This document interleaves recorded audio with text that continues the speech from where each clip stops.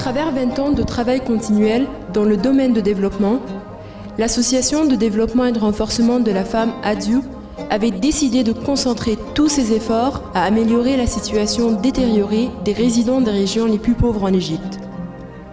Surpopulation, pauvreté, analphabétisation, pollution, manque de services d'électricité et de systèmes d'eau usée, chômage et violence, tous ces facteurs traduisant la situation de vie et de niveau de vie des habitants de Manchait Nasr et Masr el-Adim, deux des plus pauvres régions de travail, ont abouti à soulever cette question très importante à savoir. Quelle serait la situation de santé des habitants qui vivent dans de telles conditions?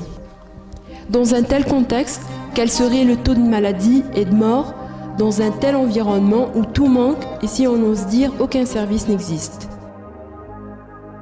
Dans le but de trouver des solutions pour combattre les problèmes essentiels, luttant contre l'amélioration du niveau de santé des habitants de ces régions, ADIU a décidé de visiter un des plus essentiels centres de services médicaux comme spécimen d'évaluation des services médicaux présentés à ses habitants. De mon expérience de travail direct il y a 20 ans avec les habitants des quartiers pauvres comme Manchait Nasr et Masr el-Adim au niveau de la santé, je peux vous résumer la situation en vous soulignant qu'il y a plein à faire et beaucoup d'efforts sont encore nécessaires en vue d'améliorer la situation sanitaire de ces gens qui vivent dans les conditions de vie les plus difficiles.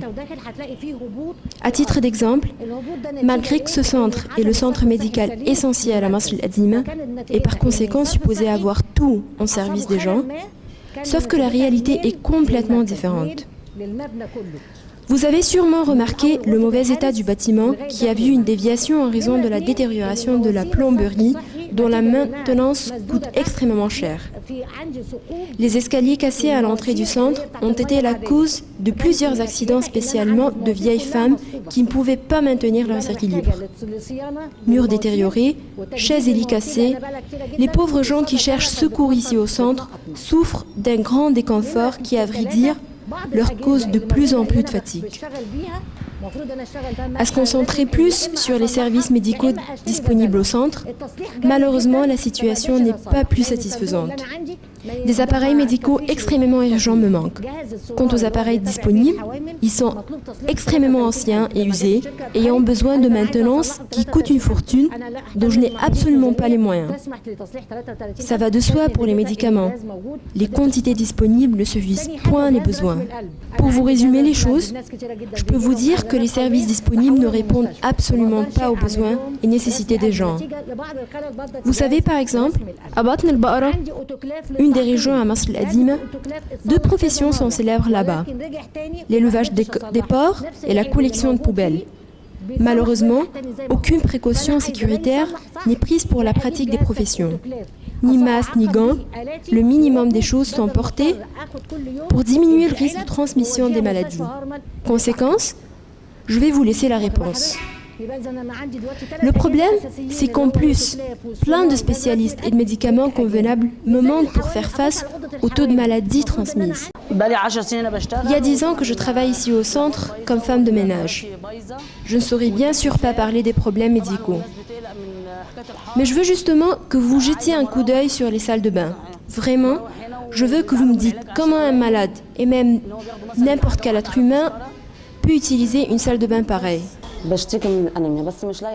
Je suis anémique dès l'enfance.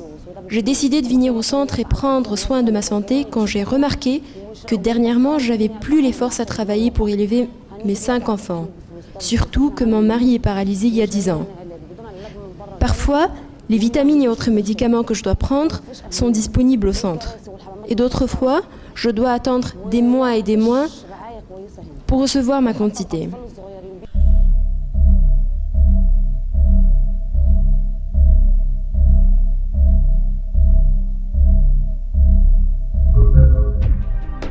Cette situation du centre n'est qu'un simple exemple du niveau de service médical disponible à des gens qui non seulement étaient victimes de mauvaises économies mixées avec analphabétisation, mais aussi et surtout victimes de mauvaises traditions, mœurs et coutumes qui urgemment nécessitent la coopération de toutes directions et organisations non gouvernementales possibles en vue de sauver ces gens de la mort et physique et mentale.